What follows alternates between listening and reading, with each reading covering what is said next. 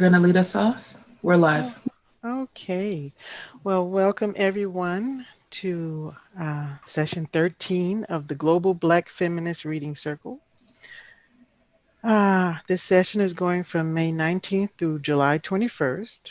We're meeting Tuesdays from 6 to 7:30 p.m. You can watch us Eastern Time on YouTube or join in through our Zoom link. We are reading This Bridge Called My Back, Writings by Radical Women of Color, 4th edition. Yay! I got my copy. And tonight is meeting 2 of 9. And our wonderful writer, Nicole Jackson Wilson, did all our notes and questions for these pages that we'll be reading, which are pages 5 through 35. And wow, just can't wait to get started. But first, we will have everyone introduce themselves and tell us where you're from. So let us start with, okay, we're going to go by my view, which is Michelle. You on my right. You go first, please. Hi, everybody. I am Michelle. I'm calling in from where am I? Brooklyn, Brooklyn, New York. I was kind of messed up. I was messing with the virtual background because I get tired of seeing my little kitchen in the background, but I'll have to do that another day when I come early. Okay. That's okay. I forgot you're doing your technical thing over there. Okay, thank you, Michelle. And Leonie? Hello, everybody. I'm Leonie. I'm joining you from Vancouver, British Columbia, Canada, and I've got my copy of the book. Oh, All yeah. right. Yay. Thank you, Leonie. And Kim? Hi, I'm Kim, and I'm calling from New York. And here is my copy of the book, the vintage one. All right. Thank you, Kim. Thank you. And of course, we're missing Nicole, but she's with us in spirit. So, Yeah. all right. So, we're going over page. Oh, wait. Let me look at your agenda. Okay, so next week's facilitator is Michelle. Okay. And now we can go on to the key points and questions. All right. So pages 5 to 35, we have several writings. Part 1, Children Passing in the Streets, the Roots of Our Radicalism. And Part 2, Entering the Lives of Others, Theory in the Flesh. So this is the summary from Nicole. I find it intriguing that 21 years prior to the publication of This Bridge Called My Back, Lorraine Hansberry, cognizant of the politics of representation, writes Mr. Churchvellek to thank him for translating her work into the language of Capic. Hansberry laments the fact that she will not be able to read the translation of her work, but she remains grateful. Interestingly, Hansberry closes her letter by sharing a Black feminist worldview. She states, I believe we can impose beauty on our future. It is in this spirit that I center This Bridge Called My Back and invite you to examine and discuss the merit of pages 5 through 35. I aptly describe this section as a manifesto, testimonial, revolutionary cultural production, and an expansive archive that calls attention to the political, economic, and social conditions of its time. Published in 1981, This Bridge Called My Back materializes at a time of significant social upheaval. 1981 is the beginning of the Reagan years and a political agenda that pushed the widespread privatization of public services. The year also forced nations to seriously consider the effects of ecological devastation, as massive flooding caused a whole town to disappear in South Africa. That year, repression of LGBTQ visibility and sexual liberation was at the center of Operation SOAP, a Canadian police raids. Meanwhile, Black British youth and police would clash marking a moment in time that will forever be remembered as the Brixton Riots. China is also forced to cope with violence in public space, the Yangquan Theater bombing. A year marked by corruption, domestic and international terrorism, and social injustice is also the year This Bridge Called My Back is published, and its radical agenda, Freedom Now, is introduced to the world. Oh, what a time to be alive. What an incredible moment for Black, Indigenous women of color feminists to impose beauty on our future, by producing a generative text whose impact, almost 40 years post-production, is still seen, felt, heard, and lived. Okay, and so our first question, I need a volunteer to read it, please.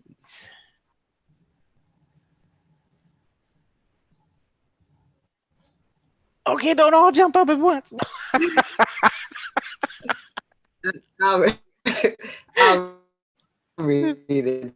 I'll read it. Thank you. Text features. Text features announce that this section will focus on two overarching concepts, childhoods and radicalism. How fitting that contributors return to childhood as a site of exploration to trace the roots of their radicalism. How do you describe your radicalism? What are the histories attached to it? What routes do you uncover? Well, just because I read the question doesn't mean I have to be the first one to answer it. Okay, no pressure, no pressure. Thanks for reading the question, Michelle. You know how the professor goes in deep. Yes, she does. Yes, she does. She had me questioning, am I radical? No. Yeah. Well, I mean, I know for me, some of it, comes out of my experience of having three brothers and being the only girl of four siblings. So just kind of seeing the different stereotypes or expectations that were put on us from our parents based on our gender just always felt off to me. So I think that by the time I started hearing the language of feminism, it resonated with me.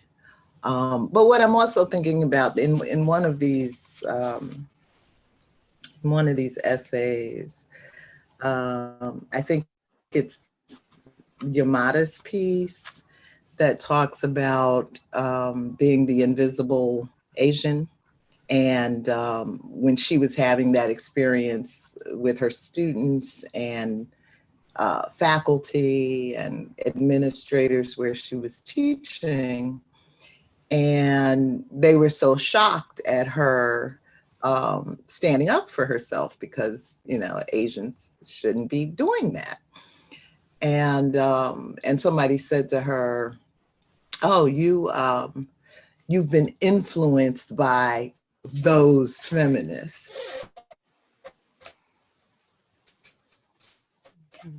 And that kind of stuck with me because that's kind of young woman that my feelings were a product of being influenced by somebody. I'm getting a message that my internet is unstable. So, that my feelings were the product of being influenced by somebody and not a product of my own experience and reaction to my own experiences. It's a very dismissive kind of way. So yeah, so some of my childhood experience is that just the sexism in my family. Mm-hmm. Thank you, Michelle.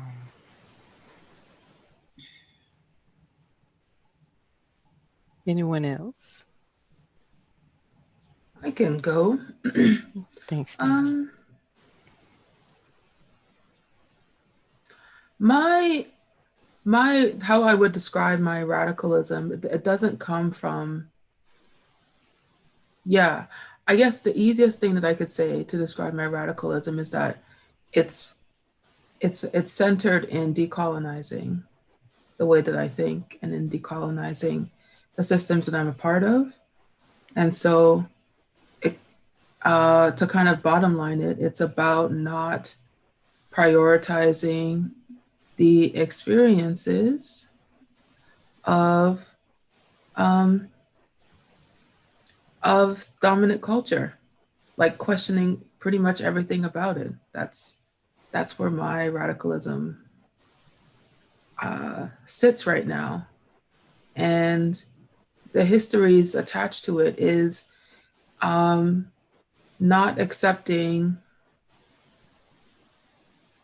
and being not accepting the erasure, even though there's been so much effort to erase almost everything about the history as a person comes from enslaved people and from the Caribbean, so much erasure around um, any connection to uh, Africa as a continent, as a person of African descent. Um, that I'm not taking that just lying down. Like I am keenly interested in the roots of where I come from, and don't accept the as this my whole story, the roots that are known to me that come through enslavement and colonialism. Um, yeah, that's it. Okay, well, that's pretty powerful. Okay, thank you. Okay, Kim, you're on the spot. um, it's funny. I think I grew up in a house where my mother was extremely radical when it came to racism. But when it came to sexism, she she she showed us how a woman's power. She was a very powerful woman, but she still, when it came to other women, she would still try to hold on to certain roles and wanted other women be in that women's space. But she never herself was not in that space. So I always found that to be interesting that, she would say to us, okay, I want the girls to do this and that and the other thing. But she was out all day kicking doors open. And so it was just like I could see how the concepts were new and forming in her brain and in her mind, and they didn't reconcile in her home. They did not. But the wonderful thing is that they gave me this she gave me this image of somebody who didn't have to fit in a role. Even though she told me to be in the role, she wasn't in the role, and neither am I. So because her example was stronger than her words. So I really appreciate that. But her example in terms of fighting oppression and racism, I have that today, and I get that from her.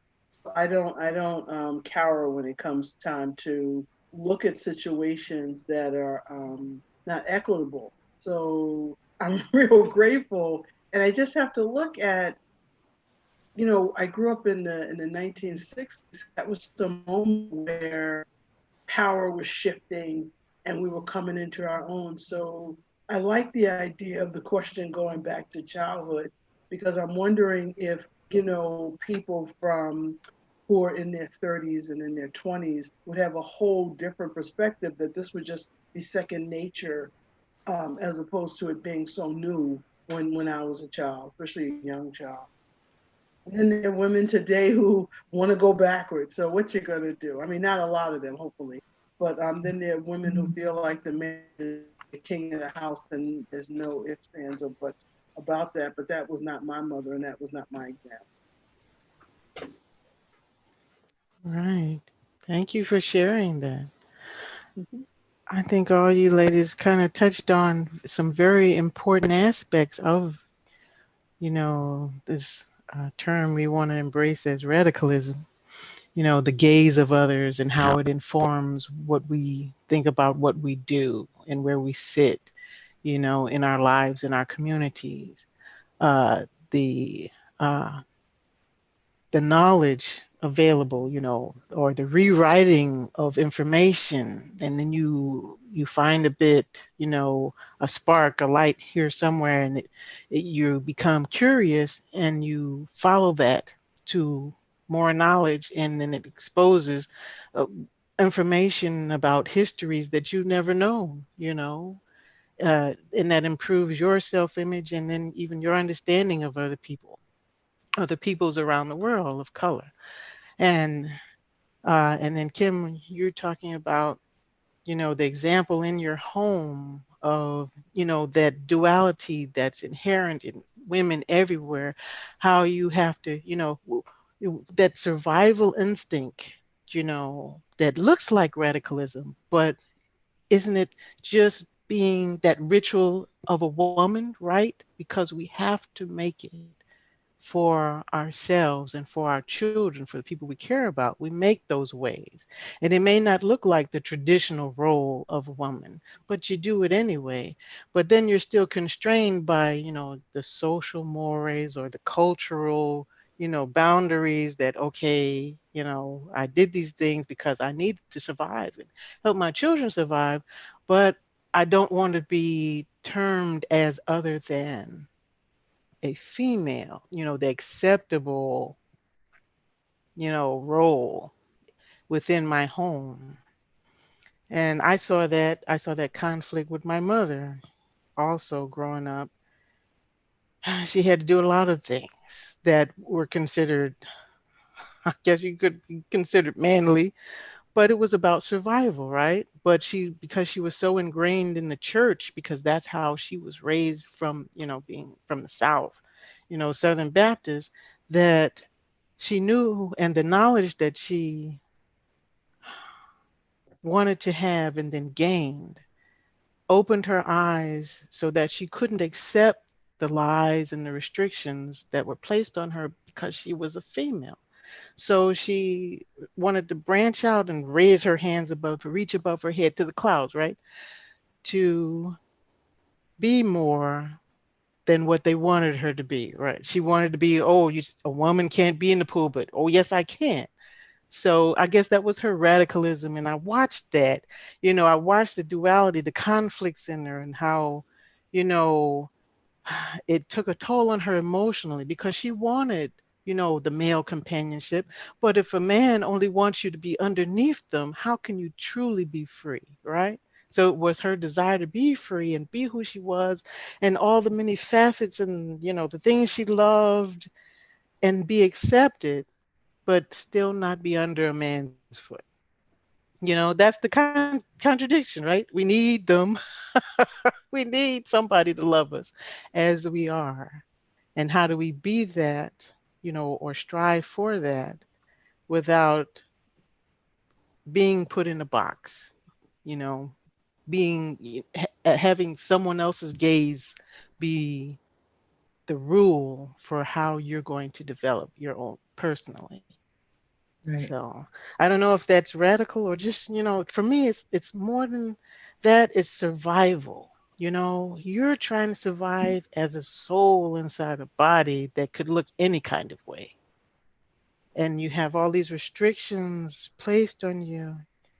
You may not have the truth, may not have access to the truth of who you are, where you come from.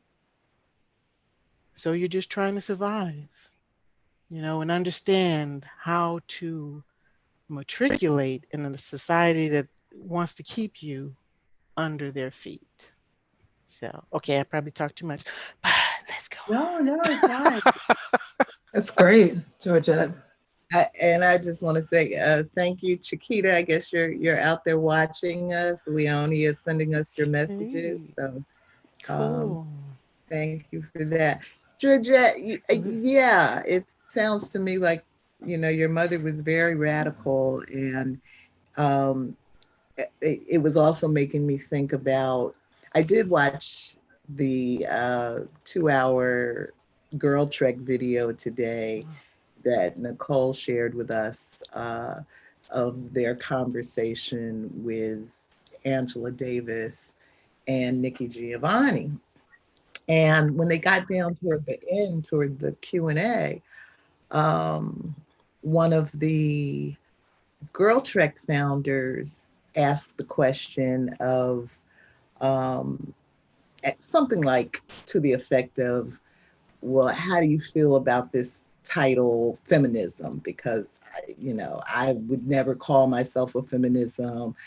I don't understand how Black woman could be a feminism, that whole thing. And um, so Angela Davis had a great answer for her, but I'll leave Angela for you to go hear Angela's response. But what I want to say in response to your mother, Georgette, um, is my attitude about the word feminism, and I've probably said this to you guys before, is you can call it whatever you want to call it. You can call it jujubes. If you have a desire to be free, if you have a desire to develop your own capacities to your highest ability, somebody's going to have a problem with that. And then jujubes is going to be the ugly word. You can call it diaper wakaku. If you have a desire to be free, then diaper wakaku is going to be a bad word. I don't think it matters. I think it's the behavior that those who seek to oppress us are reacting to. And so they use our language, they use the words in order to help scare us and diminish us and beat us back into submission. So call it what you want. Womanism is a great word. There are a lot of words, but the point is, are you getting in the way of my freedom or not? Absolutely. Yep. Let's start a movement. Jujubes. If that makes you happy. Her point well expressed. Definitely. Okay. So if no one has anything else to add, we can move on to question number 2. And may I have a volunteer to read it, please? I can read it. I'd be Thank you. happy to. Thank you. The poems of Nellie Wong and Mary Hope Whitehead Lee, I presume her uncapitalized name signals a structural mode of resisting capitalism, take up ontologies that BIWOC, Black, Indigenous, women of color, produce and reproduce. With different responses to passing and social climbing, how do you read contrast and fissures in the poems? What does the placement of these poems suggest about women of color feminism and or the late 20th century? Thank you.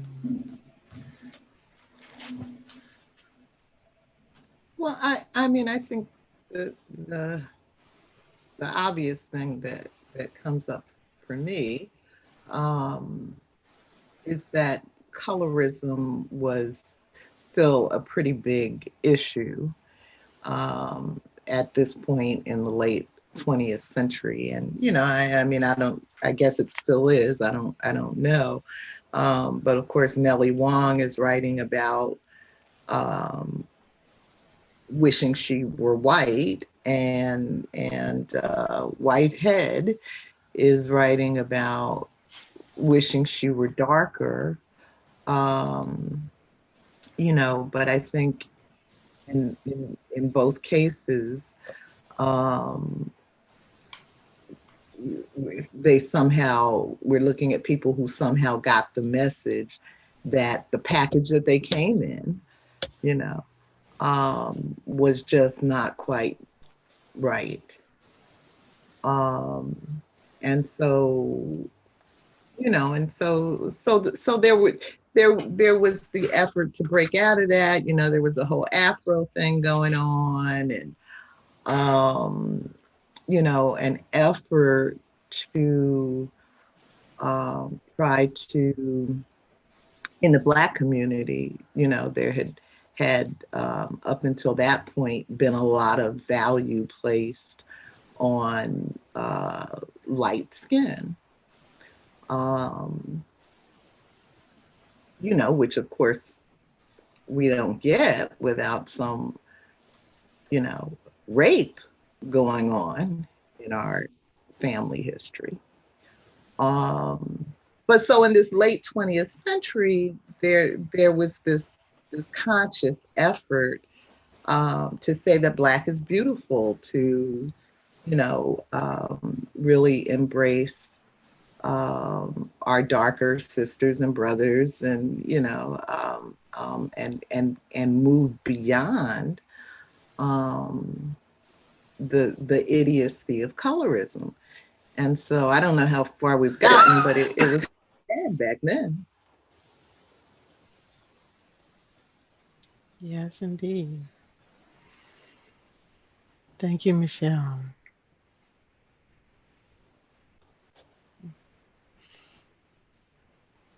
Does someone have an additional comment for question 2?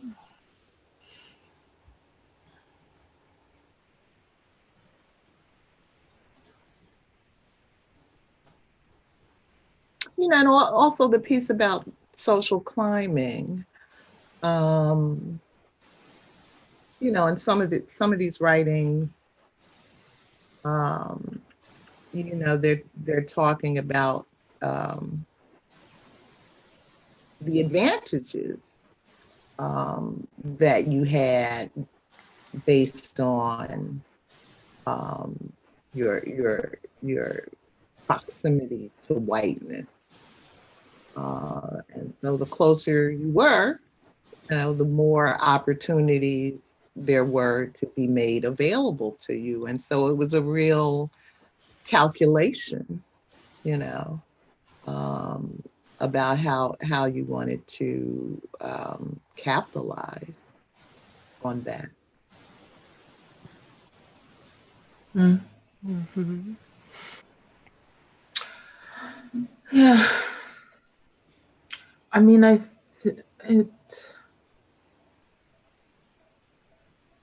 don't see the text as being like in contrast with each other, like a contrast with each other.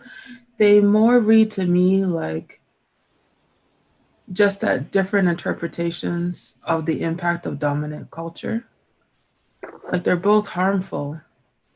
They're both like incomplete in that they're kind of reductive in their outlook. And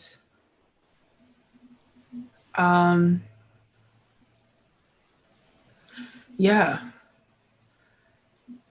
because and I think and that actually came up more for me in reading the poems. I think it was stronger in the Whitehead poem, or the Whitehead Lee poem, around some of the things that were said to them about their skin color by others. Mm-hmm. That you're recognizing that this is not something that these things, this understanding of themselves because of the way that they looked, and come within a vacuum, that they were part of a system that, in this case, because it's United States based or North American based, is a response to white supremacy, and that the people who were commenting, who supported the messaging around their skin color, are also part of the system of white supremacy. And then I'm hearing you, Michelle, talk about how these efforts in the 60s around Black and beautiful. And so also they're part of a larger society that is around supporting and upholding um, images of celebrating European features, which is another tenet of white supremacy. So it doesn't actually, for me, move. It actually seems to, it's a unifying thing amongst women of color, in that women of color are othered and then categorized based off the view of how close they are to European standards. And that's something that exists everywhere. I've heard colorism talked about with all kinds of races, you know, and even in races in which people are not, you know, East Asian races. I mean, I think it's very well known that in many East Asian countries, so we're talking like Japan, Korea, etc., women spend a lot, they whiten their faces a lot. That's also, you know, I've heard of, you know, painful stories of colorisms with friends of mine who are Sri Lankan and from other parts of South Asia. And that, so this is to me a unifying experience, or certainly it's a repetitive experience that happens amongst women of color. And so therefore the advantages that are there, or that what looks like advantages, come also too, they're also birthed from white supremacist thinking. Yeah, so yeah, that's how I see it. Leonie, I need to make a technical break for a moment. Can you send me permission to record? I didn't tell you. You guys know we had a problem with the live feed last week, and the YouTube recording cut off like at 40 minutes or something. Yeah. Oh. Leonie and I had decided we were going to do a redundancy thing. And so I had the full recording on my hard drive, even though it was like lifting that barge and pulling that bell to get it to come together, because it downloaded in pieces. So yeah, so let me hit the record button right now. I think I need to give you permission, and I'm actually recording already to a cloud, but I'll give you permission as well. Okay. And then Okay. I'll see if that will work. Okay. Okay. Hold on. Let's see what's happening.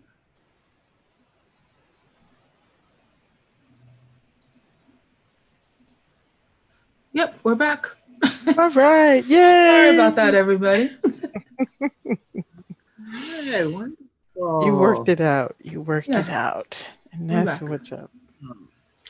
So I was just sharing before we lost connection there that there's a couple of comments from Chiquita. One is, she said, such a profound analysis on the word feminist, and also commented, I remember looking at myself at age 2, around 79 or 80, those years, and thinking something was desperately wrong with me because I had dark skin. Oh, wow. Yeah. Thank you for your commentary. Absolutely. Yeah. How many little brown boys and girls thought that same thing, you know?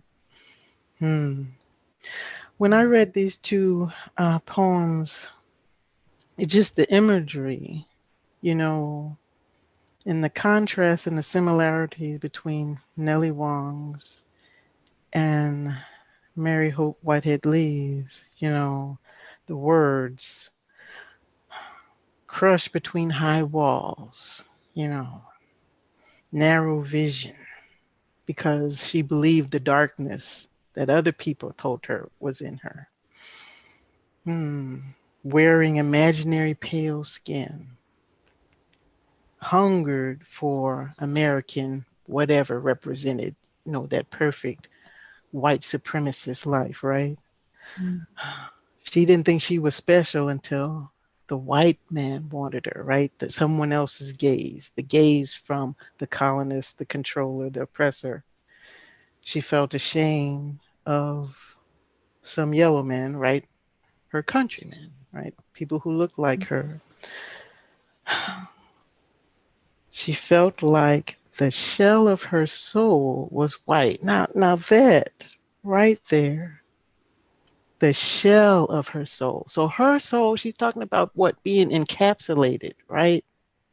Her soul can't even fly free because of an idea that's been placed on her about what's valuable.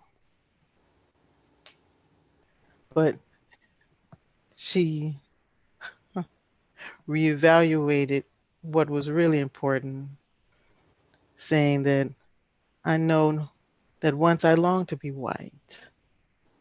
Once she longed to, but she doesn't anymore. And then Mary dreams of being darker, right? The complete opposite. Talks about the brown skin being like moist earth brown, Hershey's Kisses, good stuff, right? Natural, life-giving things. So she's a victim of that reverse racism that we saw right during the Black Power movement of our own people because they looked similar to the oppressor. When I saw the clip, I watched the first part, a few minutes of the video that Nicole shared. But what struck me and made me think about this poem was Angela Davis, light skin, bright, white, almost white in an afro. And then the stories I remember hearing about how they would say, oh, you're not Black enough. And the sisters who were light skinned in the Black Power movement were shunned, because it's still a power struggle. What about how I look doesn't tell you and express to you how my humanity? Stop trying to define me by how I look. Look at my heart, you know? So, and then the last part of Lee's poem here, the man she married, because he was the first one to ask her, right? She afraid nobody else would. Said he thought he was going to have to marry himself white because he couldn't find no colored girl who was intelligent enough. But she was the next best thing, right? What kind of shit is that? You don't really want me then, do you? Go on. Right. Okay. I can do Right. better by myself. Right. Right. So, the negativity from others embraced and made a part of you from a small child. Yeah. It's a long, hard road to overcome, to get past, to grow up, grow out from, release these shackles and realize I'm worth what I say I'm worth, not what you do, whoever you may be. So yeah, those those are some really two powerful poems. Definitely. I love what you're speaking to, Georgette, because it kind of like, I find that those phrases, like the phrase Black is beautiful to me is problematic because it again it's so anemic and it doesn't recognize humanity. It's one slogan laid on top of the other hateful slogans. Do you understand what I'm saying? And yet I recognize its usefulness in terms of the times that it exists. But it doesn't, it's the same way, I don't like hearing descriptions of women of Black skin, like, comparing it to like chocolate or any of that shit. It's like, it's very superficial. It doesn't recognize the humanity of the person that's under, that is there, that is present, right? It makes the object of the conversation, of the engagement, be around how somebody looks, including the color of their skin. And so, yes, a negative message that like anything that's not European is dirty, it's a terrible message. And I also think that something like Black is beautiful can also, it's not that it's terrible, it's not enough. It doesn't, yeah, it's not enough in some ways. Even though it may be necessary in terms of the growth of thinking and analysis and in response to the hatefulness that comes from kind of white supremacist thinking around skin color. Yeah, I hear you. And it's like, you know, we should be past just that simple slogan, right? Now we have Black Girls Rock. And what it does is instead of affirming, you know, our recognition of our own possibilities, it causes someone to attack it as, oh, so you think nobody else is, you know, beautiful and nobody Yeah. else, you know, rocks, you know, so they come with the counter slogan, right? And then it pushes us into a position where we have to explain ourselves. And none of that should be necessary. Yeah. It's an impact of the systemic, right? Because for many, the people who complain, for example, about phrases like Black Lives Matter don't recognize it as being a counter narrative, because for them, the narrative is not a narrative. It's just the way things are, which is why they're responding to it. It looks unfair from their perspective. Right. Yeah. Right. Kind of like Yamada talks about with that teaching situation where her students were so pissed off at the militant tone of the writings, Japanese writings that she had assigned to them. And their reaction was, the white people students' reactions was, you know, we didn't even know you were mad.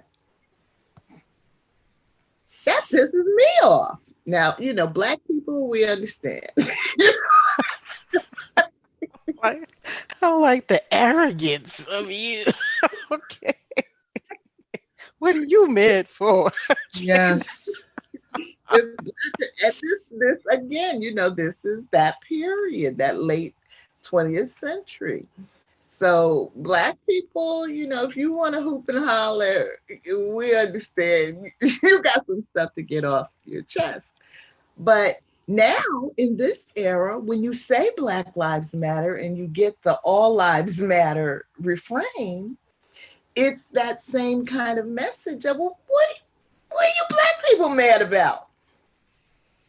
We thought everything was okay. You know? Yeah. Didn't Yeah. solve your problems? Yeah. You know, don't we allow you to live wherever you want to live, buy whatever it is you want to buy? Yeah. And it's because for them, that position is a real position. They are like, what are you mad about? Like, they're not being assholes about it. They don't get it. I mean, some of them are being assholes about it, but like they are literally blind to what is happening. Yeah. But Leonie, I do think that Black is Beautiful movement was an important part of our evolution. Yeah, I don't deny that. Yeah. Yeah. But, you know, at some point, I think, you know, we do have to ask the question of how much energy we're, like, you know, like I was saying earlier about the feminism, how much energy do we have to put into reacting to what white people think? You know, how much energy do we have to put into naming and renaming and, you know, trying to define ourselves for ourselves, when meanwhile, you know, we have all these serious issues. We're shot down regularly. You know, it goes on and on. We have real intense issues. So how much energy do we have to spend saying, you know, you're not going to call me colored. You're not going to call me Negro. You know, you're not going to call me Black. Yeah. Yeah. You know, it does seem that at some point we have to move on to, all right, I got to put my energy, you know, into some real problem solving, because that ain't my biggest problem.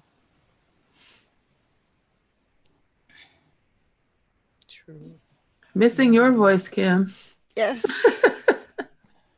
I guess I was thinking about the term "Black is beautiful" and how important I feel that it is.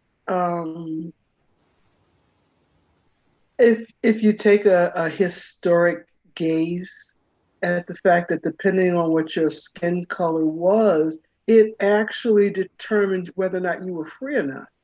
It also could determine your economic status. So colorism was this life or death thing. And so when we start looking at the roots, if you dig down this tree deep enough, you'll start to see that, passing could change your whole economic future.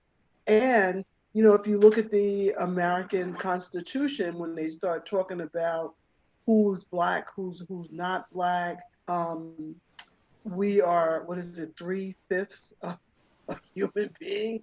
So I think these two poems just kind of say their grandparents, their grandchildren to other poems.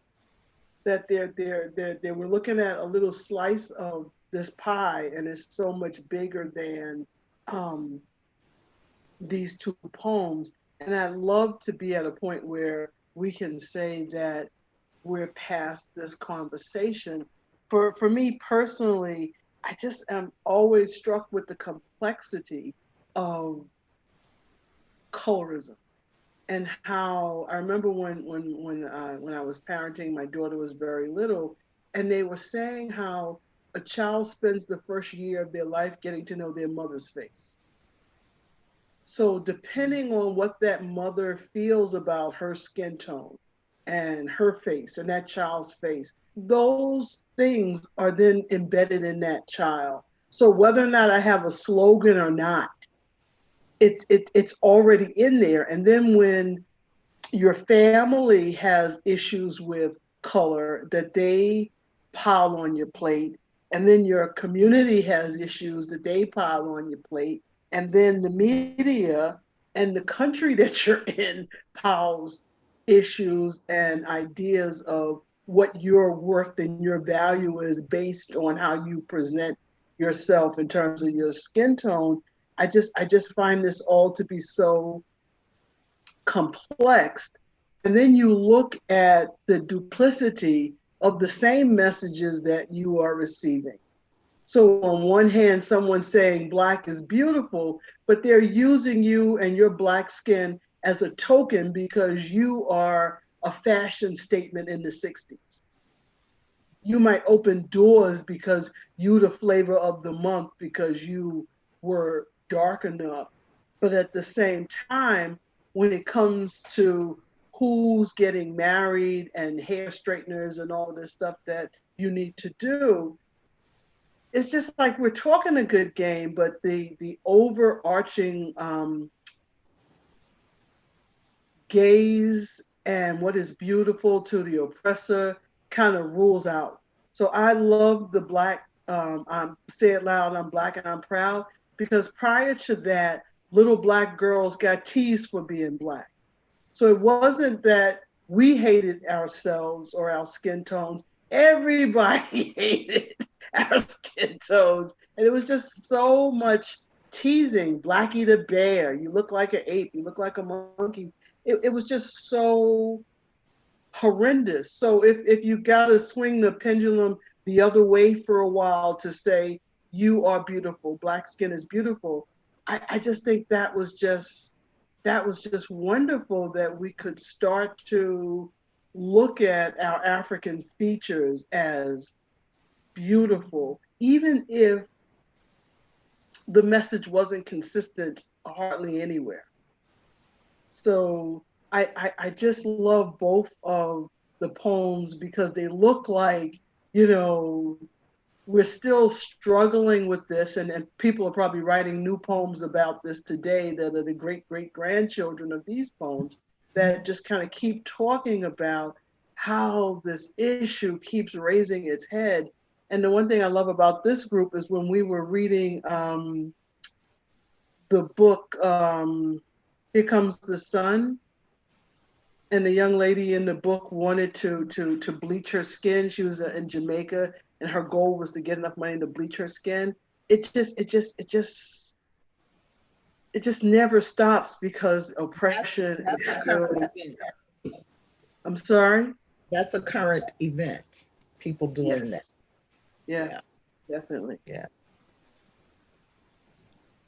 Preach, Mama Kim. Indeed. Yes, she came. She brought it. Last but not least. All right. Wow. Thank you, Kim. You wrapped Can I that say all one up for other us. thing? I'll just Yeah, say one sure. other thing. Mhm. The other level of complexity is I can be dark, I can be dark skinned. I could be the darkest person in the room, depending on who's in the room. Right. So here you are saying you want to be darker, you want to be lighter, but it's this the spectrum of who else is in the room. Your skin color changes, and the perception of you changes based on who's there. So here we are talking about something that's not even a solid standing thing that's always the same. It is not. You Right. know? Like I'm one of the darkest people in my family. So I have this perception of being dark skinned. See what I'm saying? Okay. Right. It's situational. Yes, You indeed. know, but my one of my girlfriends who's darker than me, she'll always say, "You're not dark skinned," and I get offended. I'm like, "Yes, yes, I am." And we have these arguments about this as if it's a real thing. Right. Because the thing that's happening now, like in fashion, is which Black women are being celebrated? South Sudanese women who are much darker than anyone right now. Yeah. So it shifts and change, and this idea of fashion and so yeah, I recognize the value of Black is beautiful, and just also recognize, and I'm wanting more, right? Yeah. Yes. That's all. Yeah. Because it's like you watch like Black beauty bloggers or even like Black celebrities, and it's like they all show you how to make your nose look smaller. That is a self-hating thing. Yeah. It's not neutral. It is a statement. It is a white supremacist statement. Wow. Yeah. And I remember, Leonie, when Lupita Nyong'o came on the scene, and you know, everybody was talking about how beautiful she is, and one of my friends was like, you know, she just looks like a regular Black girl to me. We see that all the time in the neighborhood. White folks will, oh, she's so beautiful, and she's beautiful, yes. But not unusual. Yeah. Not exotic, you know. And that term is loaded, right? Yes. Yeah. No doubt. Wow. Well, thank you, ladies. You took us there and brought us back. Okay. So let's move on to question number 3. And I'll go ahead and you're going to read it. Thank you. No, go ahead. No. Thank you. For the color of my mother, Cherríe Moraga states, I am a white girl gone brown to the blood color of my mother, speaking for her, while Moraga describes the reclamation of her mother's skin color as a political act and an exercise in connectivity and solidarity. Her statements remind me of, I'm not sure how to pronounce this name, Cherríe Spivak's argument in Can the, what is that? I'm sorry. Subaltern. Subaltern speak? This leads me to ask, What does it mean to speak for our mothers? How do you engage the risks? How do you describe the rewards? Oh, that's pretty. Yes. Thank you, Kim. Mhm.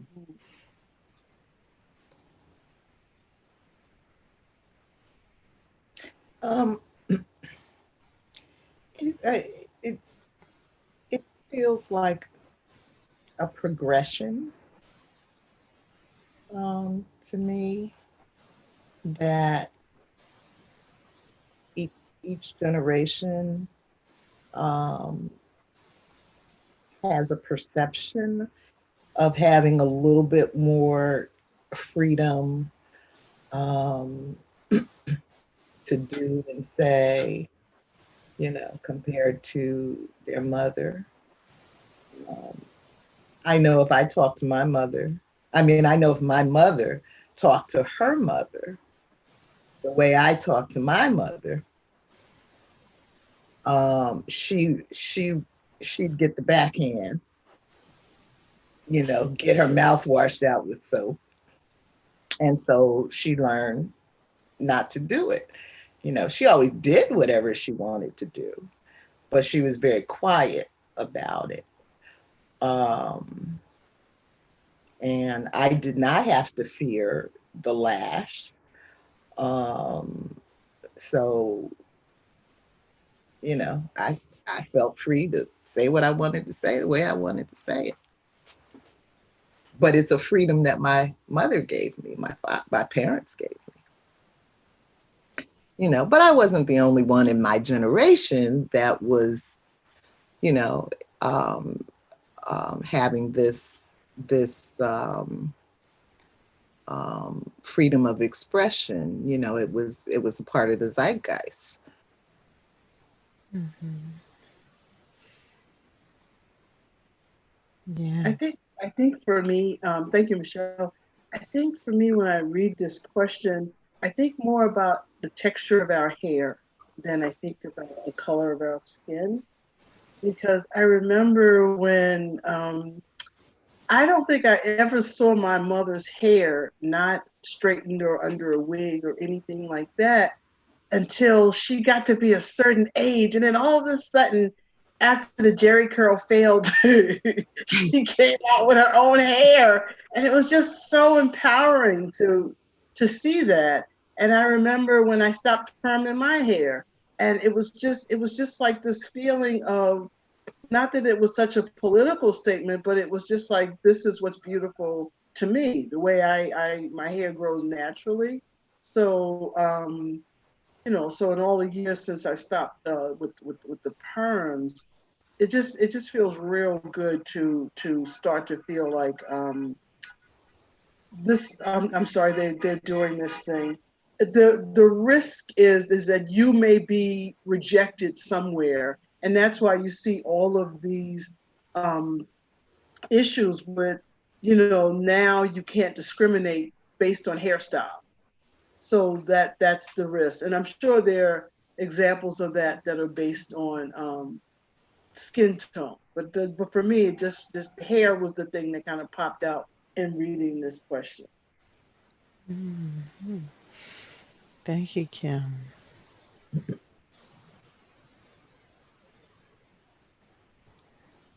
Mm.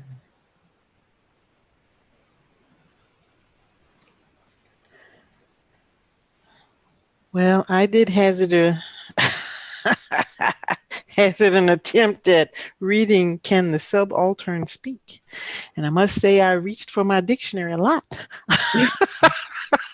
You're brave. You're brave. But someday I will revisit it when I have more time to go search concepts.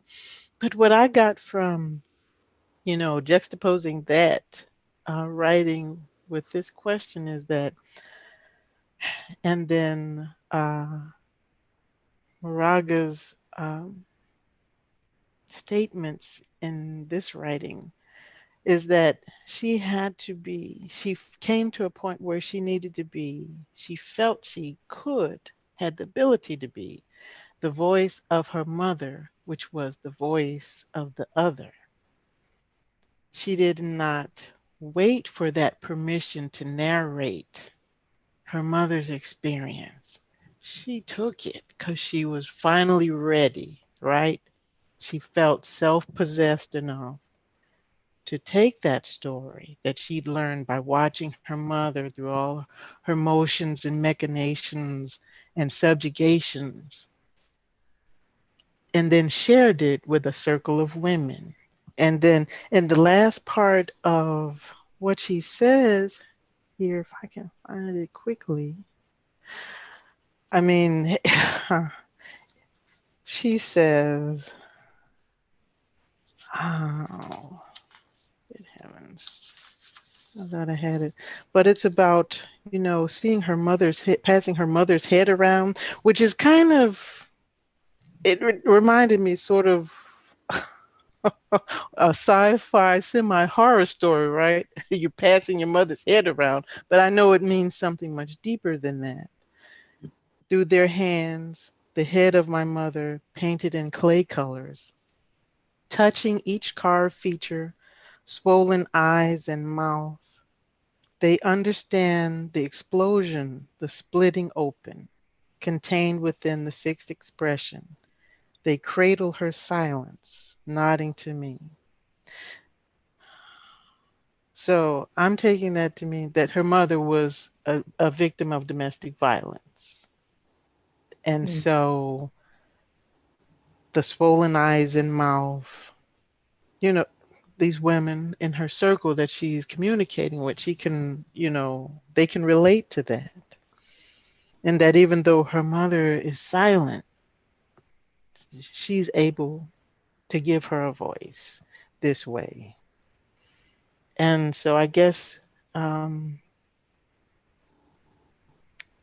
finding your audience, being brave enough would be the risk. Who's going to listen to what you have to say? Are you afraid of someone not valuing the voice of your mother? Which is the voice of everyone that's gone before you? Is it, repetitive? And does that matter? Every person's story is unique. And so I think the reward of that would be to energize and inspire the next woman, or young person to tell your story, or whoever it is, that is their ancestor whose voice has not been heard.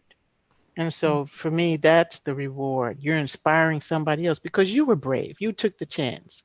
You saw something in your mother's story, your parents' story that needed to be said. Maybe for you, to put words to it, to express it, maybe artistically, you know.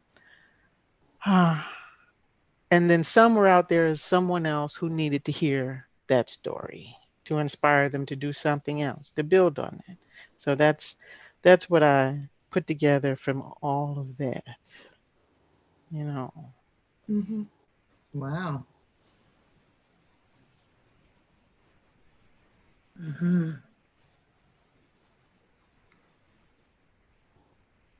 But I know Nicole can bring some outside stuff, can't she? Yes. She is a researcher extraordinaire. Yes. Yeah. Well, that's great. Yeah. So we have one more question and then one more exercise, sort of at the end in our closing. So we're at 7:07. So we'll move on to question 4. In Entering the Lives of Others, Theory in the Flesh argues in favor of a theory in the flesh as a theory that makes productive use of the physical realities of our lives. She goes on to assert we are colored in a white feminist movement. We are the feminists among our culture. We are often the lesbians among the straight. We do this bridging by naming ourselves and by telling our stories in our own words. I'm curious about a theory of your flesh. What four-liner do you propose? Okay, who's got one? I'm not going first.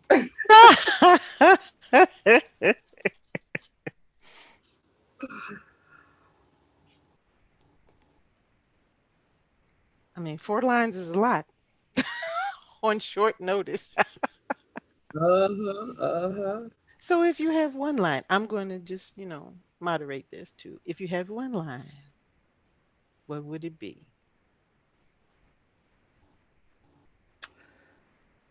I am black, fat, and gray with so much to say. Okay, Michelle.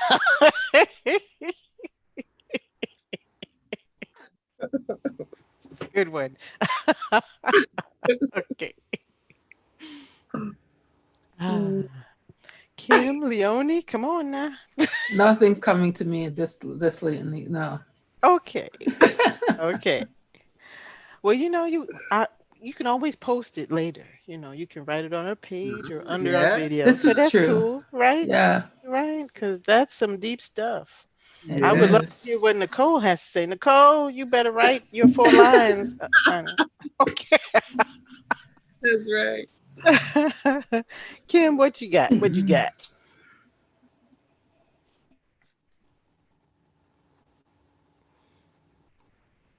You are You're you muted. muted?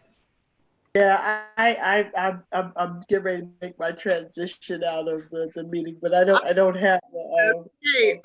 I 4 lines, huh? Or one, you know. I am here. I survived my country. I am woman, and I'm bad. All Ooh, right.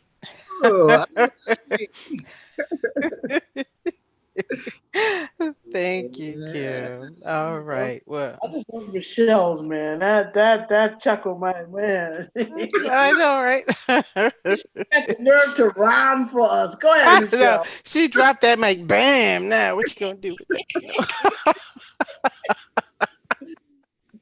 Oh my goodness. Ah, beautiful. Laughter is beautiful. Indeed. Okay. Well, let's move on to 5 then. And so, would someone like to read this or the in closing or? I can read it. Okay, thank you, Leon. I want to close by returning to Hansberry's words. We can impose beauty on our future. I want to commune with Hansberry's use of the word beauty because, as feminist womanists and are women with a radical vision for the future, beauty remains a loaded term. All women are constrained by cultural definitions of beauty, and BIWOC, Black Indigenous Women of Color, especially so. How do you define beauty? According to Angela Davis's public lecture with Girl Trek, beauty resides in a more beautiful world. Beauty, according to Davis, is about liberation, is beautiful. Given this, I want us to impose beauty on our future by voicing beautiful sentences from pages 20 to 35. In this way, we become the chorus, a collective voice belonging to women constructing a new world. I'll go first. A woman is a ritual, a house that must accommodate, a house that must endure, generation after generation. Okay, thank you, Leon.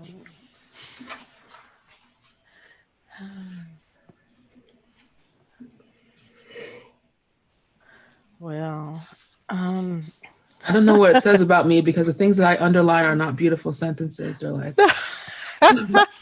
you should see my notes. It's like, really? weak, no, yes. Okay. Beauty is about liberation. So, because I underline a lot of stuff too. and not for its eloquence, as much as its resonance, I guess. Um, Here's one. Silence is like starvation, felt most sharply when one has had a full belly most of her life. Cherríe Moraga. Mm-hmm. Mm-hmm. I have one that's more about resonance than beauty, which is Okay. daily we feel the pull and tug of having to choose between which parts of our mother's heritages we want to claim and where, and which parts have served to cloak us from the knowledge of ourselves. That's from Entering the Lives of Others on page 19. Mm. Well, like you both, I was just underlining stuff that stood out to me. So, one that I liked was from Mitsuye Yamada's Invisibility is an Unnatural Disaster. It's her last paragraph on page 35. She says, we need to raise our voices a little more, even as they say to us, this is so uncharacteristic of you. To finally recognize our own invisibility is to finally be on the path toward visibility. Invisibility is not a natural state for anyone. So may not be beautiful, but it's on the road to beauty. It's on the road. It is the opening paragraph to La Guerra, uh, the opening quote. It is the quality of our response to the event and our capacity to enter into the lives of others that help us to make their lives and experiences our own. And that's a quote from Emma Goldman. Mhm. Nice.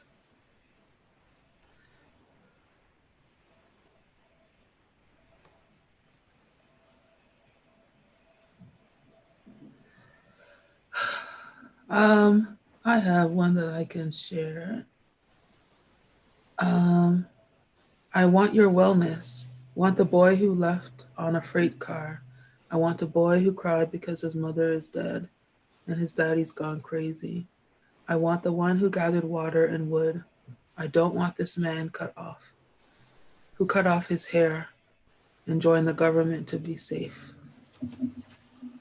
Christos? Mhm. Yeah, I thought that was, I like that one because so many of us are divorced from our history Mm-hmm. because we've been raised by people who they had to do whatever in order for us to be safe. And so it reminded me of my mother. People talked about my mother before and after my father, who left her while she was pregnant with me. And she was like a wild woman. And I never knew her. By the time that I came around, she was recovering from that relationship and her life it was all about Jesus, which, Jesus is fine. So, uh, yeah. So that's what it reminded me of, that I'm hearing like an aching for kind of the unadulterated understanding of who one's parents can be. Right, right. Yeah. Yes. Yeah. Mm. Uh, That's true. this is another one from Cherríe on page 24. Um, in this country, lesbianism is a poverty, as is being brown, as is being a woman, as is being just plain poor. The danger lies in ranking the oppression. The danger lies in failing to acknowledge the specificity of the oppression. The danger lies in attempting to deal with oppression purely from a theoretical base, without an emotional, heartfelt grappling with the source of our own oppression, without naming the enemy within ourselves and outside of us. no authentic, non-hierarchical connection among oppressed groups can take place. Mm-hmm.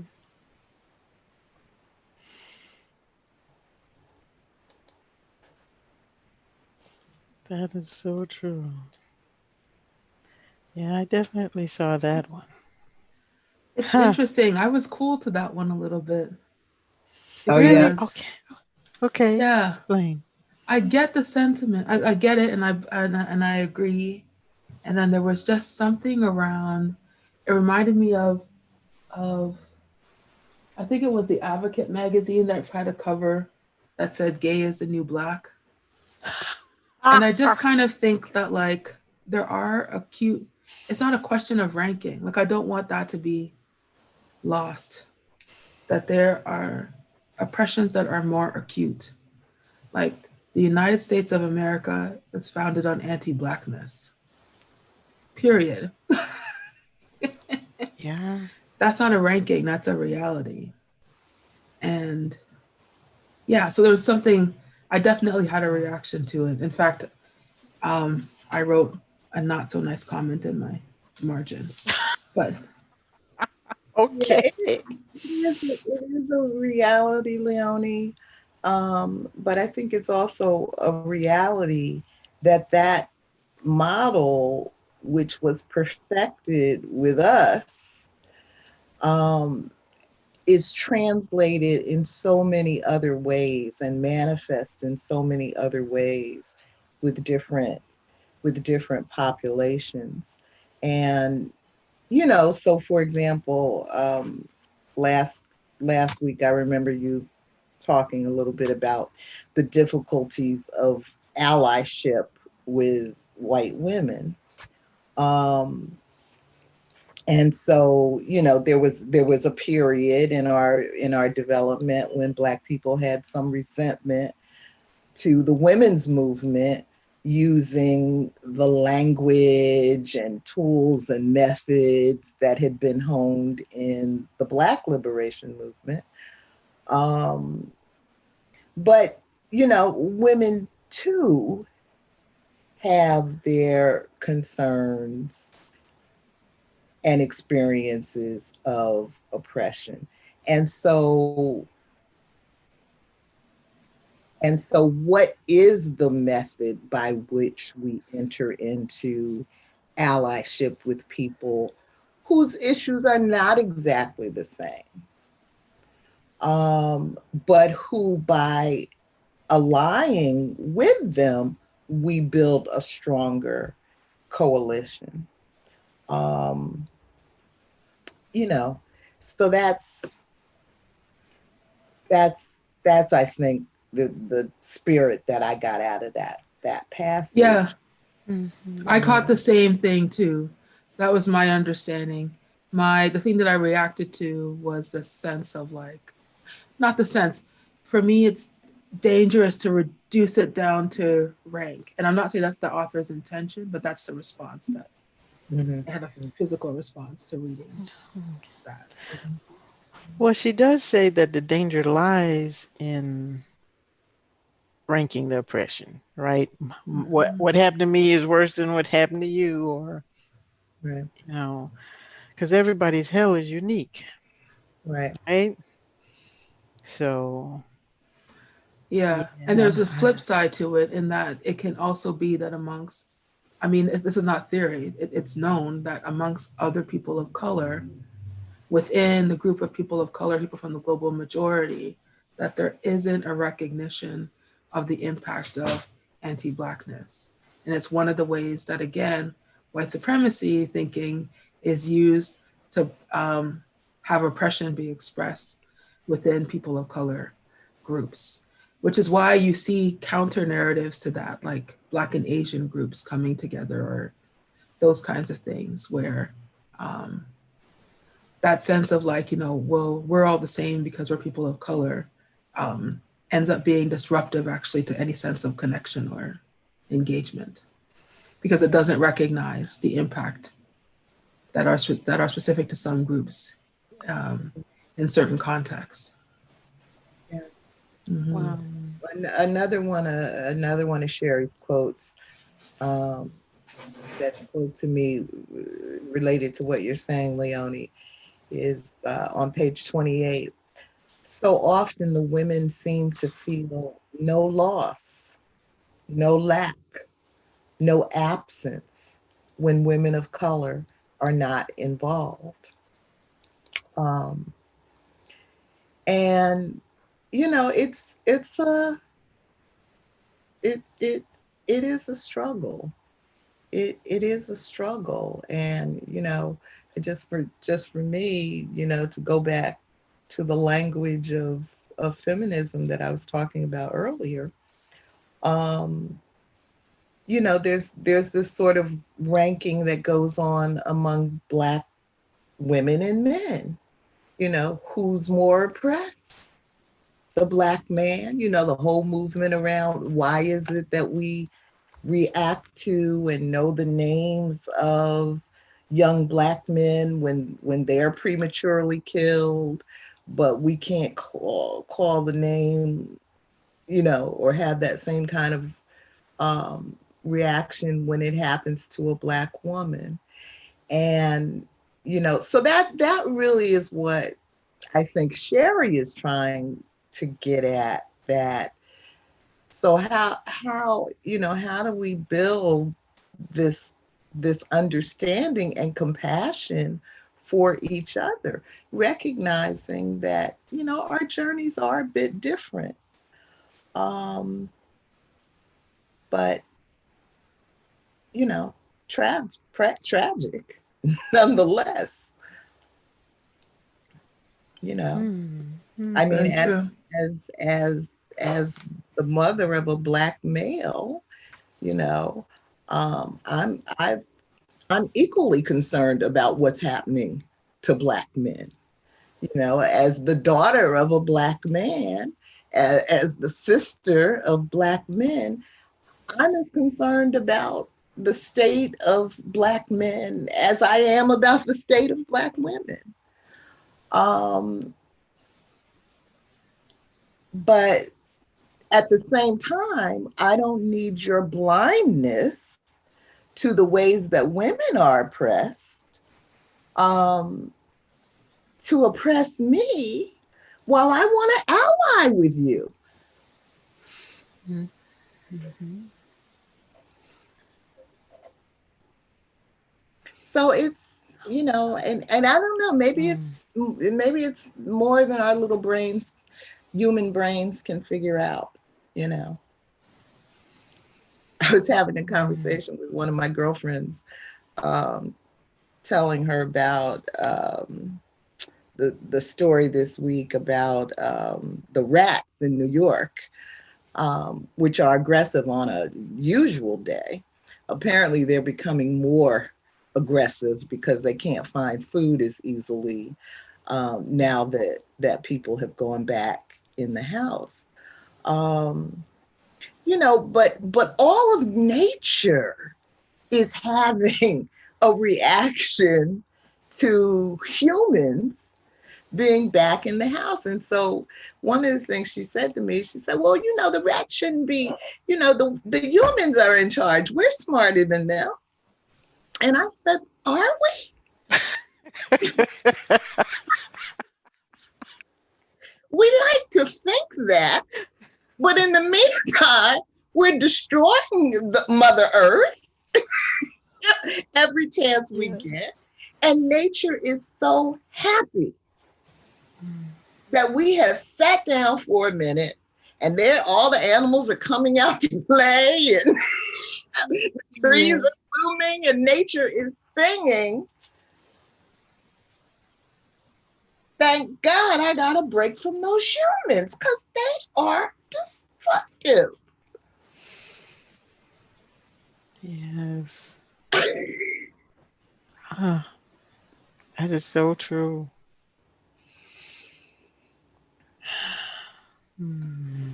Great discussion. Yeah. Boy, we have a dilemma. Oh my goodness. How to work together and then give each of us, our issues the kind of weight Right. equally that it deserves. Right. You know, what's important to you may not be important to me, but I should respect its importance to you and fight just as hard for your issues as I fight for my own if we're going to be aligned. Right. So, Right. And so what I heard Cherríe saying, quite directly, was she had no interest in a gay revolution, that ignored, all these other oppressions, you know. Um, so yeah. And I feel like that I have no interest in a women's revolution that ignores all of these other oppressions, And so that's why I think we have to really think deeply about what we really mean by freedom, the kind of words that we toss around when we're imagining a new and more beautiful world. indeed. Indeed. All right. Well, we have 1 minute. The only you have something to add, or No, we can I'm close good. on that very profound challenge Yeah. to our brothers and sisters out here. Mhm. Make it work, people. We have to work together. Yes, Yeah. we do. Yeah. Figure out a way to work together because there's so many forces around us making sure we get divided and distracted. Oh my. Yeah. Yeah. Okay. So we have, we go a little bit over time. We can go into group business if you want. Well, do we? Who's next week's moderator? We could let That's the people know. Yeah, Michelle. why don't I take that up next week? Because hopefully we'll have more people here. And I think that Vanita actually may be joining us from time to time. Oh, She did cool. buy the book. All right. Okay, that's great. Yeah, We have a closing comment from Chiquita. Who's, Chiquita, I'm so glad you came back. yeah, she says, "I feel so touched by this conversation. Thank you, thank you, thank you." Oh, Ask her, beautiful. did she hear our invitation to come and be a part of the conversation? Oh yeah. Well, she can hear us now because we're still broadcasting. So Yeah, Chiquita. did you want to follow up with her, Michelle? Maybe. Yeah. You know what? I'll message you back on the YouTube page where this dialogue is, because maybe you want to join us in the conversation. That would be wonderful. I mean, we love you watching us, but we always love to hear more voices. So. Yeah. Indeed. All right then. All So right. with the surrogate official goodbyes. All And right. thank you, everybody. And Thanks, thank you. and thank you, Nicole. Yes, thank you, Nicole. And Oh man. All Leonie, I right. moving the camera around, so that's great. Yeah. Yeah. Okay. Okay. We're no